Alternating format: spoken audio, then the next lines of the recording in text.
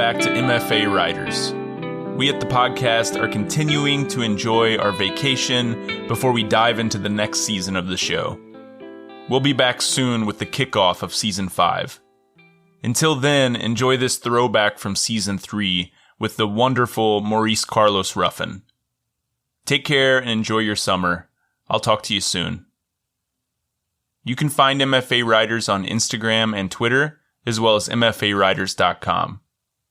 We love to hear from listeners, so feel free to shoot us a direct message on one of those platforms, or an email at mfawriterspodcast@gmail.com. And if you have a minute to rate or review the show, the best place to do that is on Apple Podcasts. Doing so will help boost our podcast as we try to boost these amazing writers. Also, if you or someone you know would like to be a guest on the show, you can apply at mfawriters.com.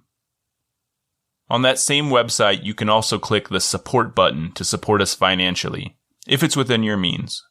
Or you can do so by going directly to buymeacoffee.com/MFAWriters.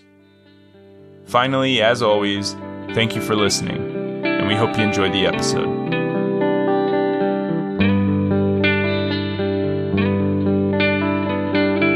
Welcome to MFA Writers, a podcast where we talk to creative writing MFA students about their program, their process, and a piece they're working on. I'm your host, Jared McCormack. Today we've got a special episode with Maurice Carlos Ruffin. Maurice is the author of The Ones Who Don't Say They Love You, which was published by One World Random House in August 2021. It was a New York Times Editor's Choice, a finalist for the Ernest J. Gaines Award for Literary Excellence, and long-listed for the Story Prize. His first book, We Cast a Shadow, was a finalist for the PEN Faulkner Award, the Dayton Literary Peace Prize, and the PEN America Open Book Prize, among others. A New Orleans native, Maurice is a professor of creative writing in the MFA program at Louisiana State University and a faculty member in Randolph College's low residency MFA program. Today he's going to read a short story from his collection titled Mercury Forges. Hello, and thank you for having me, Jared. So this is Mercury Forges. I say sometimes that we plan stories for a long time before we write them, and sometimes the stories come from a spark. Mercury Forges is the name of a man I met around maybe 2008 or so, and that's all I had of his life, his name, and it sparked this story. So this is Mercury Forges. My job was to make sure Mercury Forges didn't escape. He was a stocky black guy in for drugs and guns. He'd gotten out of Orleans Parish twice, and no one knew how he did it. Funny thing is, he got captured within a few blocks of the prison both times. I get turned around when I'm out there, Deputy Benoit, Mercury said once. But I'll get free for good. Just you wait. When the hurricane hit and flooded everything, we brought the inmates out to the Broad Street overpass. I wasn't too panicked because one of the other deputies, Ronnie Dismas, said our families had made it out of town before the water came. It'd be easy to look after myself with them out of harm's way. Now, Mercury snuck away as soon as I turned my back. He was in the P row, about 5 blocks away, bobbing like an apple. I ran across the overpass and climbed down some scaffolding to his boat, which I grabbed. You see, we hadn't cuffed any of those inmates. It would have been too hard to move them all with the climbing we had to do to get to dry land. Mercury, where do you think you're going? I asked. I had a hand on my sidearm. Gotta find Humanity Street, he said. That's where my pops lives. Now I knew his dad.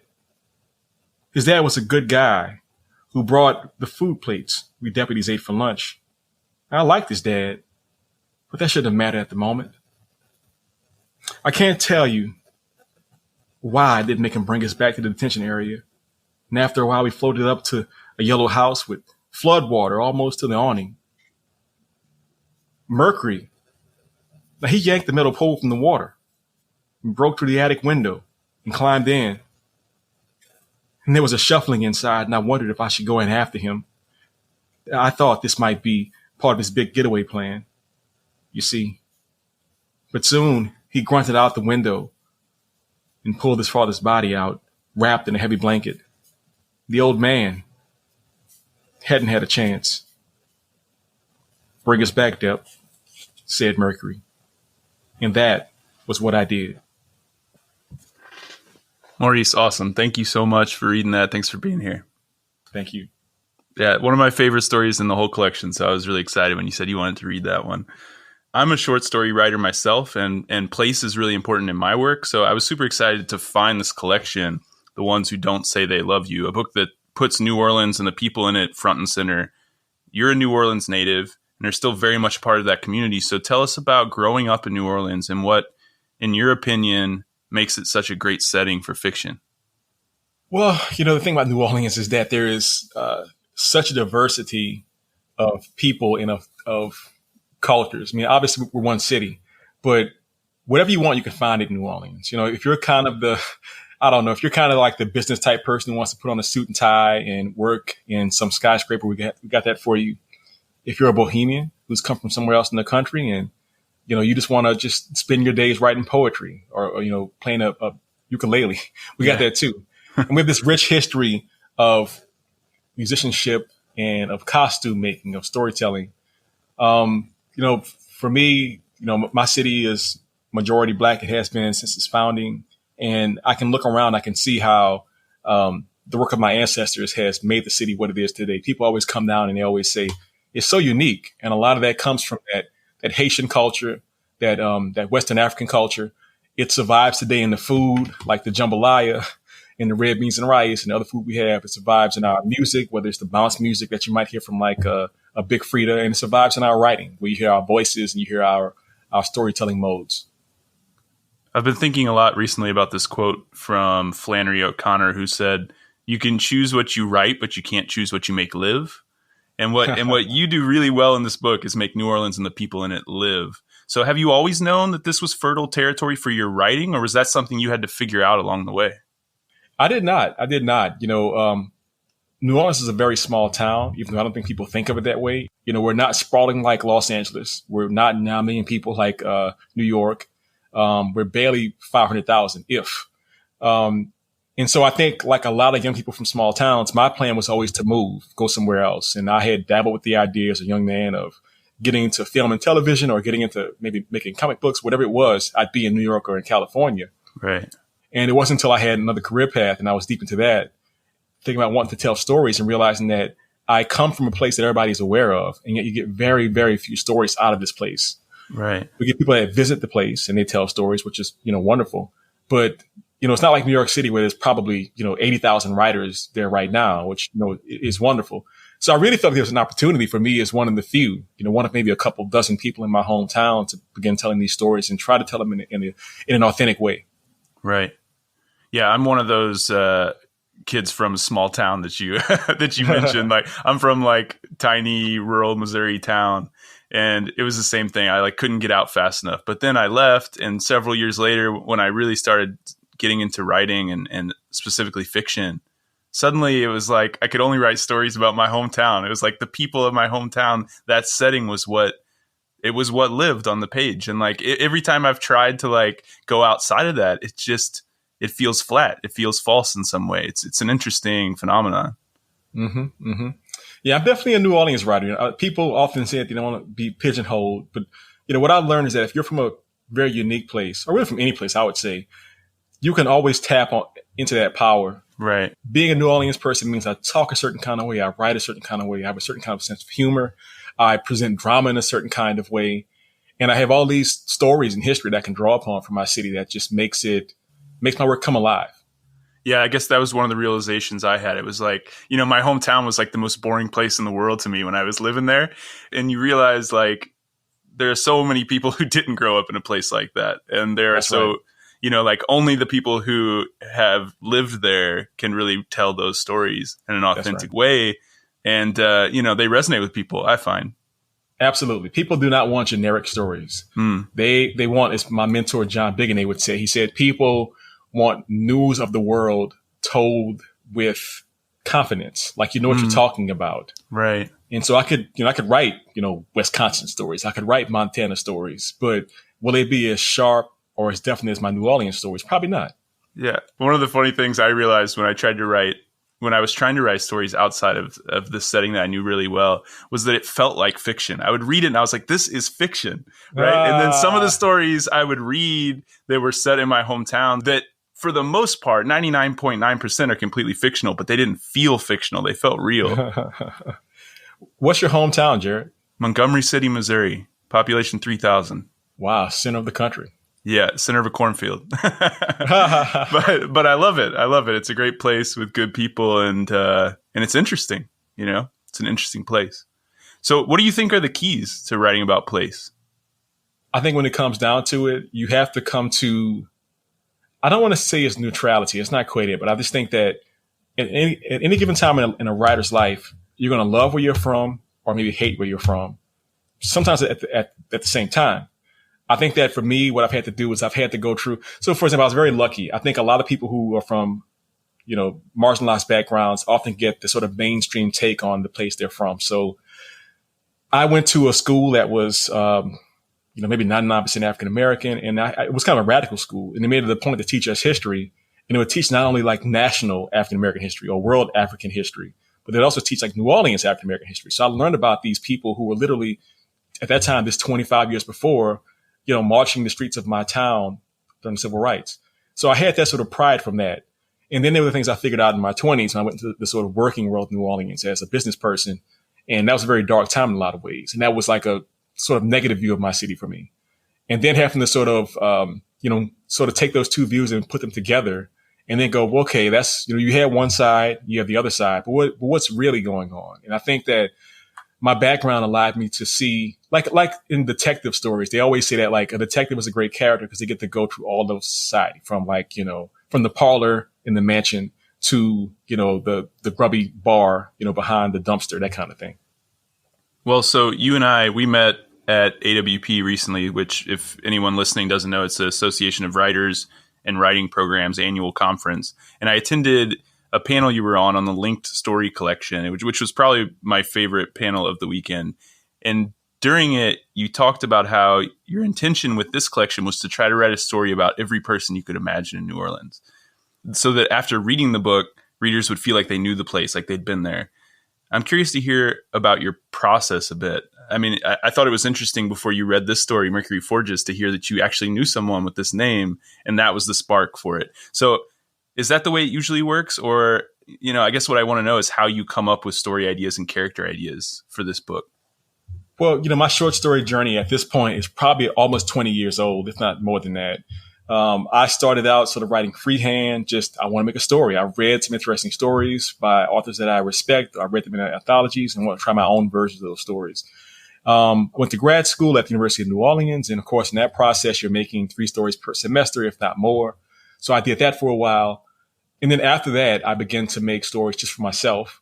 And I got to a place where I realized, these really are about the place that I'm from. And I've never really seen the place that I'm from presented like this at all, even by New Orleans writers or by writers who had been to New Orleans and written from their memories of New Orleans.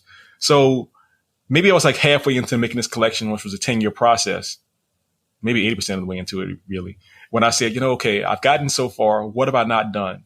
Mm. So I literally just went almost demographically. I've done children, I've done teenagers. I've done, men of a certain stripe. I've done, ladies of a certain stripe. What have I not done yet? And so, for example, some of the last stories written, there's a novelette, which is the last story in there, which is about a middle-aged Black woman. I'd never seen a middle-aged Black lady as the head of a story out of New Orleans in my entire life. So I gave her that story. There was a story I've been writing for a while, and I kind of put it down and almost forgotten about it, which becomes a story about, it's called Rhinoceros, which is about a non-binary teenager and that person's best friend who's a trans young woman. I'm like, okay, they should have their own place too. Give them some space. So between that and the other story that I mentioned before I let go, and also a story called Cesara Pittman, which is set in 1866. And it's this idea of like, I want to sort of show some of the foundations for my character's fierceness, which represents the sort of attitude of most people I know in my town. Okay, so after you have that seed for a story, you have a character and you want to write the story. Are you the kind of writer who kind of just goes in and like figures it out along the way? who like, harnesses that kind of Donald Barthelme idea of like not knowing? Or are you someone who likes to plot something out and know what it's about before you sit down and write? This is going to sound weird. I think it's an unanswerable question. I think that people who consider themselves to be, quote unquote, literary writers, like not genre and not commercial, I think the vast majority of us write by sort of spirit and through insight and through intuition. But I do think that a lot of us at a certain point, myself included, you will kind of look at what you're writing and kind of go, well, what should happen next? Or what might happen next? And I'll do like for me, what happens most naturally is I will find the character's voice and I will just start to ask them what happened next. And they will talk and they'll blather and I'll hear them and I'll go, look, that sounds very realistic, but leave out the boring parts, please. Give me the exciting stuff. Give me the dramatic moments. And so I'll get that. And then maybe about midway into the process, if I haven't gotten through a quick draft, I will sit down and like do a little, I call it my 4-part like story arc generator. So I'll go, have I gotten through part 1 of the arc yet? Yes. Have I gotten through part 2 of the arc yet? Yes, I have. Part 3 is very specific in my mind. Usually I haven't figured that out yet. And so I'll go back and try and figure out how to make that work. And then I'll wrap it up. So so once I have those sort of 4 parts, I can make a full first draft and then go back and begin to make it a real tight story. Yeah. So, I mean, what I'm hearing, at least partially, is like a separation of the kind of drafting and the revision, right? Like you mentioned going in and asking the characters what they want to happen next in the story, but then you're coming back later with more of that editor's view of it, you think? That's exactly right. I never really want to edit up front. I mean, but what I'm really trying to do at the initial part is to make sure I'm going in the right direction. I'm just trying to make sure that this character's voice feels real to me and that the story that they're starting to tell is interesting to me. And if either one of those 2 answers is not the right answer, I'm just going to stop. I'll put those pages aside and go to the next thing that's on my plate, so to speak.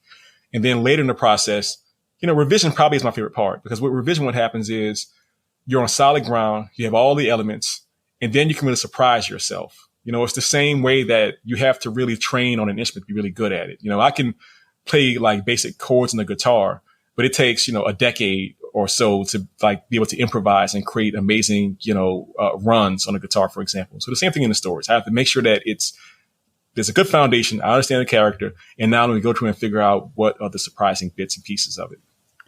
I talk to a lot of, emerging writers, young writers who say that they don't revise. They don't like revising. They write a draft and then they feel like it's good, it's done, they're ready to go.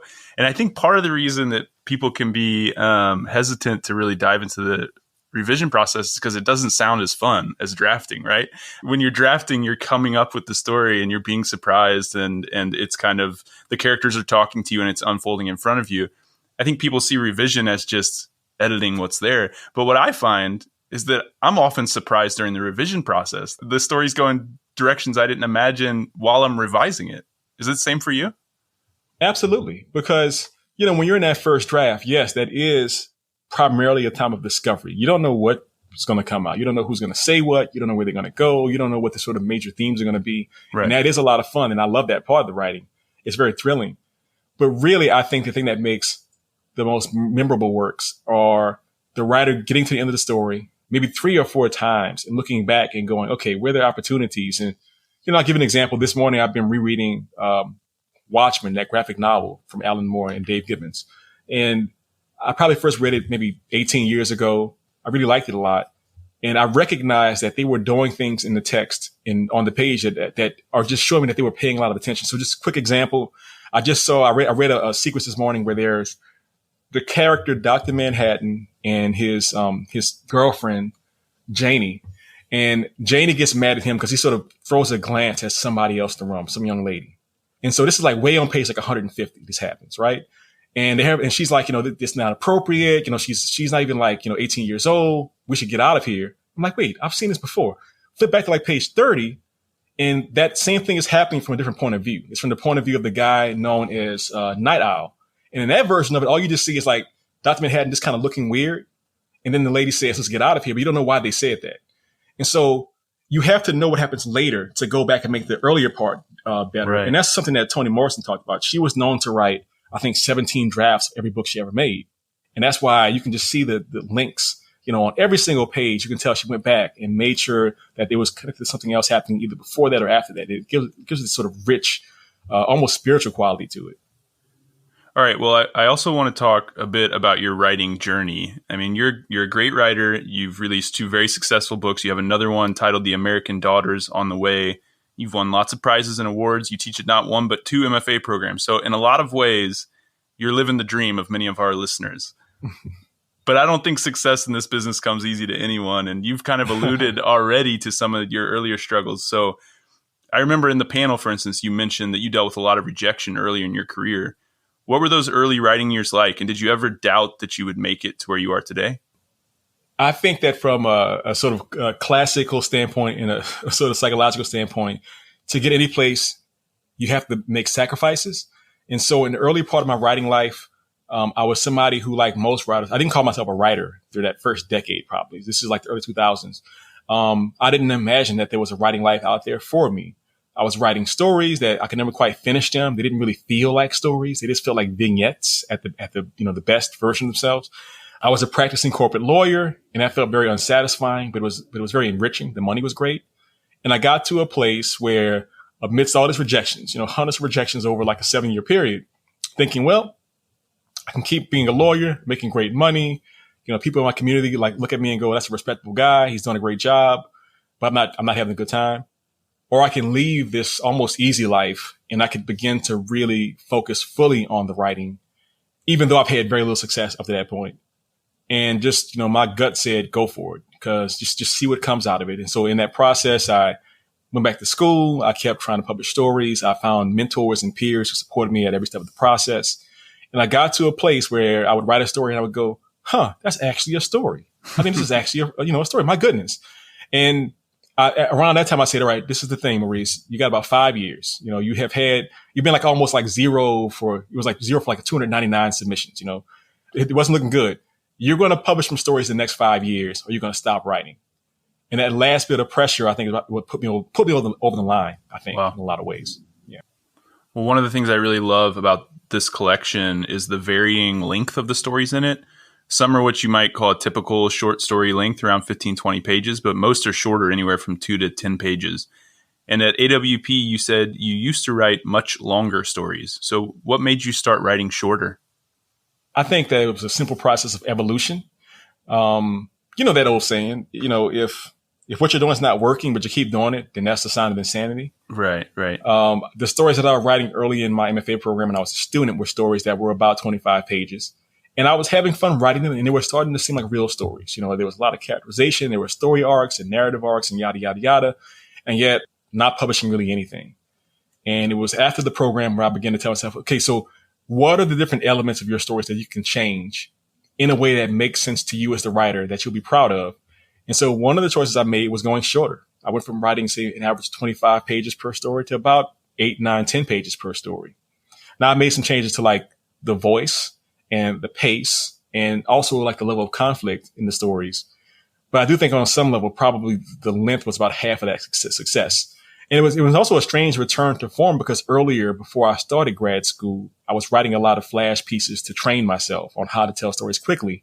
And so that sort of combination of being able to get the speed of flash and the density of long stories in this sort of mid-sized story between, say, 4 pages and 9 pages became my bread and butter as a short story writer.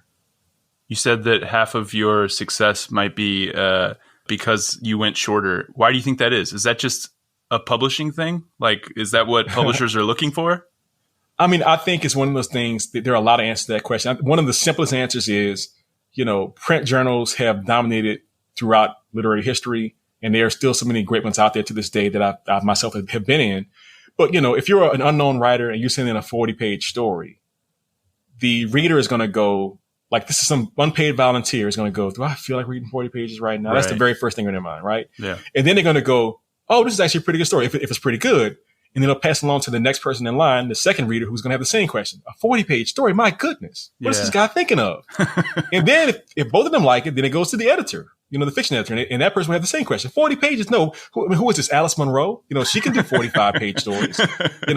Maybe Toni Morrison, but not this unknown Maurice Ruffin guy. Yeah. So that was part of it. But then also, forcing myself to really move quickly in almost that genre kind of way, like what people do in, say, detective stories or mysteries or thrillers or what have you. it really forced me to consider what was important in the story. And so even though I love to have a good page worth of like, setting description, this is the building, this is the interior, this is the history of it, yada, yada, yada, just sort of throwing the reader into the middle of the ocean or like the middle of the lake, so to speak, and let them swim out of it. That really created a lot of internal tension that made the stories have their own rhythm and speed. When I was in my MFA program, I did a practicum with New Letters magazine. And so I was reading through the slush pile, and I learned a ton from that experience. I always recommend it to MFA students. If you can work for a literary journal, do it, because I learned so much. But one of the most interesting things I learned was just how I responded to the submissions. Like you're saying, when a 40-page story comes through, I was like, oh my God, I still have 80 more of these I have to read. Like, am I really going to commit to this? And then when a story came through that was 6 or 7 pages, I was like, oh, I have time to read through this whole thing, right? So I mentioned that you're teaching at 2 MFA programs, the full residency program at LSU and the low residency program at Randolph College. Is that something you recommend to your students as well, to go read for a literary journal? 100%. I was actually offered the position of editor-in-chief at UNO's literary magazine, Bayou. And in some weird way, it was like a dream come true, because when I was a student at UNO in undergrad, I had submitted to the undergrad magazine and been rejected. So it was like a full circle moment. Now you're good enough to be the boss of the entire thing, and the real magazine, And so like my hubris was like, well, you got to say yes. You have to say yes, Maurice. But I was still working full time as an attorney at that time and going to school full time. And so I asked myself, why are you really here? And I'm here to write stories. And so I turned that down, but I did accept, a reader's position. Send me some stories, I'll read them. Right. And even though I only did it like once or twice, I learned so much so fast. I get like a stack of 20 stories, and I would just immediately go on the first page. Oh, this was not going to work out. And I would read to the end, and I would go, yeah, you knew on the first page it wasn't going to work out. And so definitely that experience, it just upped my ability to read what makes the story successful so much more than it was before that. Which helps with your own writing, right? When you're going back and reading that first draft of your story, you're like, oh, this isn't working already, I can tell. Absolutely. 100%. So let's talk a little bit about teaching. How long have you been teaching? Is that something that you imagined yourself doing? I officially started teaching, I guess the month my novel came out. So January 2019. Okay. I come from a family that has some history of teachers. My grandmother taught English in high school English and special education as well. I always told myself from undergrad that I would never teach. And the reason why is because when I was in undergrad, I loved my professors of literature so much, in English. And yet to me, they seemed bored. And it seemed like, you get your master's, you get your PhD, you have a specialty, you focus on that.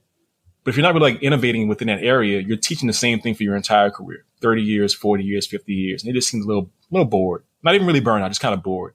And so I said, Maurice, go out into the world and find some adventure. And so I avoided teaching. And I remember about 2014, I was considering leaving law and going into teaching. And my mentor, who was a retiring professor at LSU, he said, you don't want to teach, Maurice. Just keep writing, man. It's so much more enjoyable. And I was like, seriously, you're saying that? He was 35 years into teaching at that point.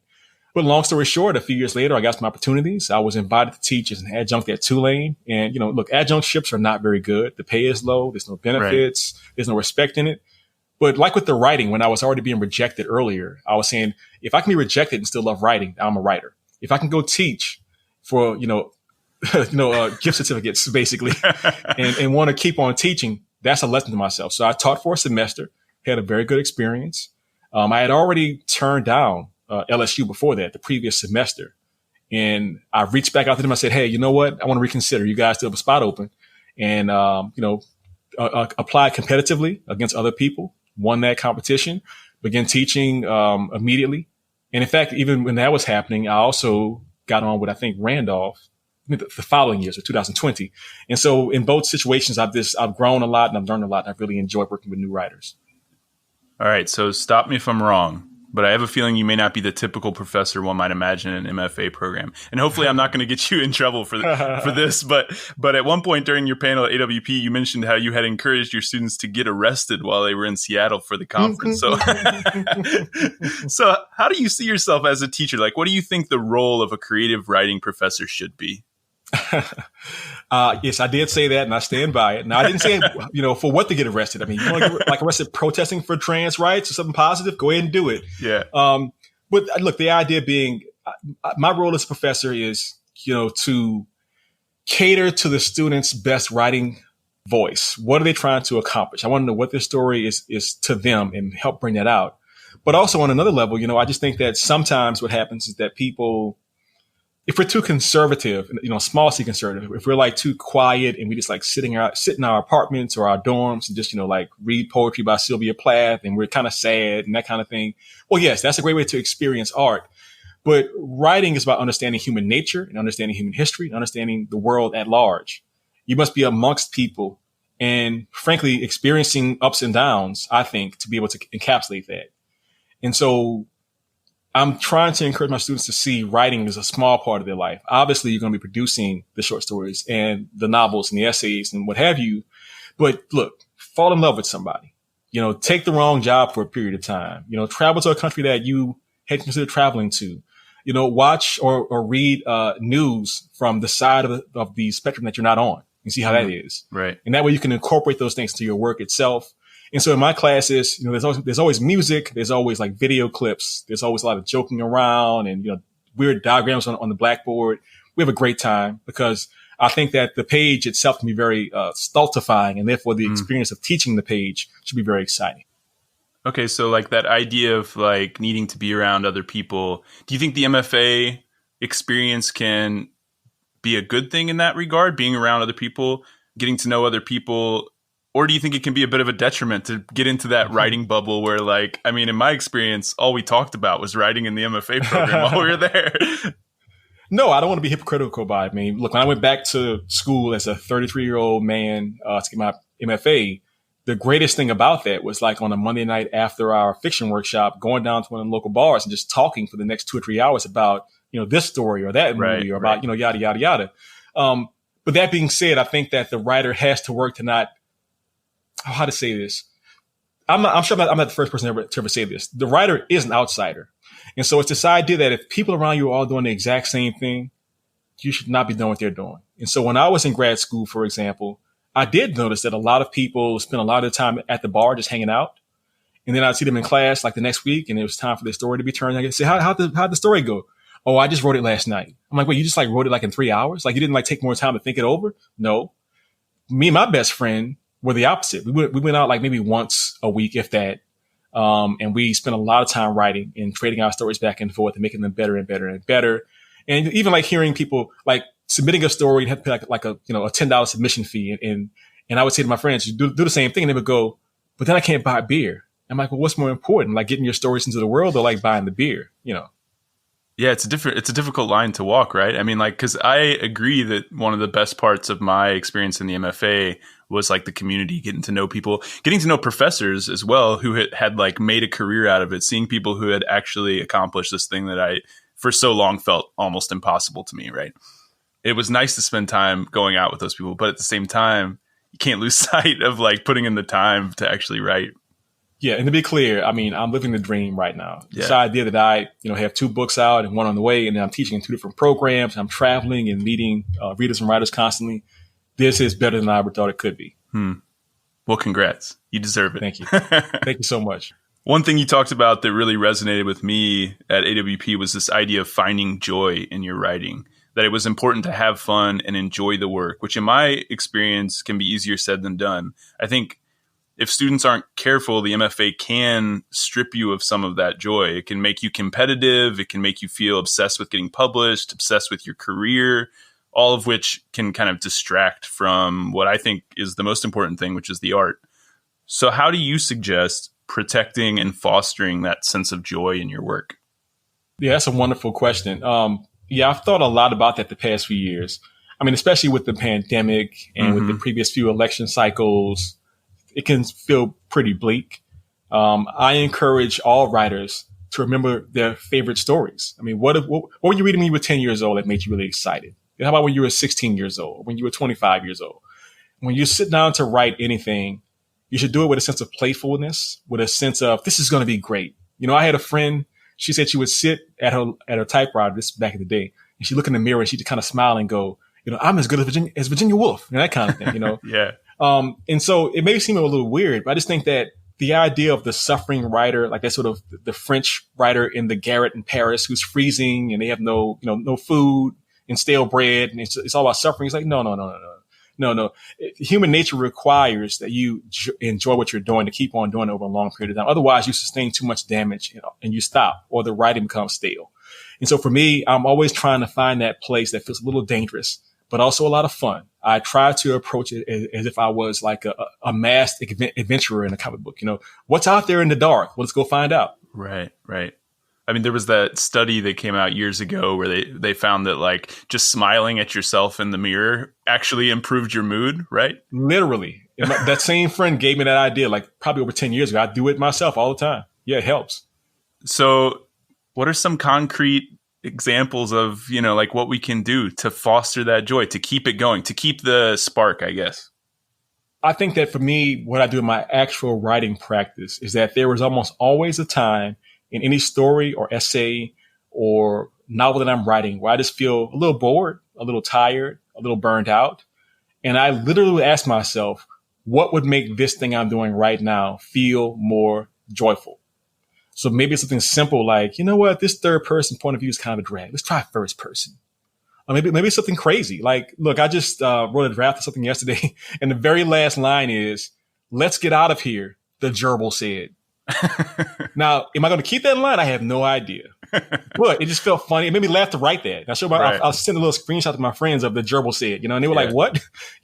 So that's fun. And then in the rest of your life also, I think the idea of being kind to yourself is something that's often pushed aside as this sort of new age nonsense, but it's a real thing. We must be kind to ourselves. We must do things that make ourselves feel happy to be alive in this human life. And so for me personally, it's things like watching good movies, whether it be, some big modern drama or some classic from, Italy or Japan, or watching a black and white movie, or watching some anime, or reading a graphic novel. I'm always trying to find things that makes my brain feel happy. And so, cooking for myself and my friends, those kind of things. So it's just keep reaching out. Obviously, life is hard, but guess what? It has been ever thus. I'm sure that there was somebody in a cave, 80,000 years ago saying the exact same thing. And yet we, as a species, are very good at being able to push back through our creations against that darkness. We made life, for crying out loud. Well, I'm tempted to just end it right there, but I do have one more question that I want to ask you, that I ask faculty members when they come on the show, which is, what, in your opinion, makes someone a successful MFA student, and what pitfalls should our listeners try to avoid? Yeah, I think that the most important thing a person should bring into MFA in an abstract sense is a willingness to be broken down. And what I mean by that is that I'm somebody who now, I'm arguably overeducated. I have a BA in English, a minor in sociology, a JD in law, MFA in creative writing. I got a master's in psychology, and there's probably something else out there I'm forgetting right now. I have a lot of education. But what I noticed in every incident was that you walk into a program, it's one person, and you leave as another person. And part of that process is you're broken down, if you're lucky. If you walk out as the same person, you wasted your time and your money. On a more practical level, I think your attitude, this is the old saying, I'm not sure if it's just like my neighborhood or whatever. People say your attitude determines your altitude. And so I remember I went into the program with the sort of first principle of making myself the best writer in that context that I could be. And so, for example, when questions get asked, hey, Maurice, do you want to live your dream of being the editor of the magazine? What's my first principle? Being an editor of a magazine or writing great stories. It makes those answers come a lot faster. And then lastly, I would just say that if you know why you're there, and if you're willing to break yourself down, let them break you down a little bit, you're open. And when you're open, anything is possible. And so you were trying to look around and see what is valuable to you as a writer in those moments. Who are the mentors and the peers and the craft books and the collections of stories and the novels and the architecture magazines and what have you that feel like they're actually going to be feeding you. And so I had people in my program who I thought were better writers than me, and yet they were so distracted. Maybe they were depressed clinically. Maybe they just had the wrong attitude. They just felt like it was their job to feel like they shouldn't be enjoying it too much. Maybe they didn't want to feel competitive. Maybe it was the idea of, well, if I'm too competitive, that's not what art is about. And therefore I should always be laying back from like submitting work and submitting to contests and, traveling and applying for awards, that kind of thing. But again, it is hard. And if you are willing to sort of put yourself out there and try really hard, people begin to respond positively. In my 5-year plan I mentioned earlier, I began to get publications. I began to win prizes. I began to have people, seeking my advice. And I go, if people are looking for your advice, then you're probably doing something well. You're doing the right thing for yourself. And it all felt good. That was the bottom line. The stories felt good. I was proud of my stories. I felt good about my newest ideas and trying to get into them and make them actual, narratives. And so as a student, your job is, to be almost trite, keep your chin up, stay open, be moving forward at all times, be willing to embrace new experiences, and above all, have a good time. But not just drinking beer, have a good time, writing the stories and talking to your colleagues and challenging yourself to go beyond your current skill set. Well, Maurice, I knew this was going to be an awesome conversation, and it was. I really appreciate it. I feel like I want listeners to know I came up to you after your panel at AWP, and I got about 2 sentences into my pitch to get you to come on the show, and you said, "Say no more, I'll do it." And I really appreciate that. I appreciate you just taking the time to talk to someone who's still trying to figure it out. And I know that all of our listeners who are still trying to figure it out are going to have a lot of great advice from this episode. So thank you so much. Jared, it's been a pleasure talking to you. Thank you for reaching out. This is a great show. Thanks so much.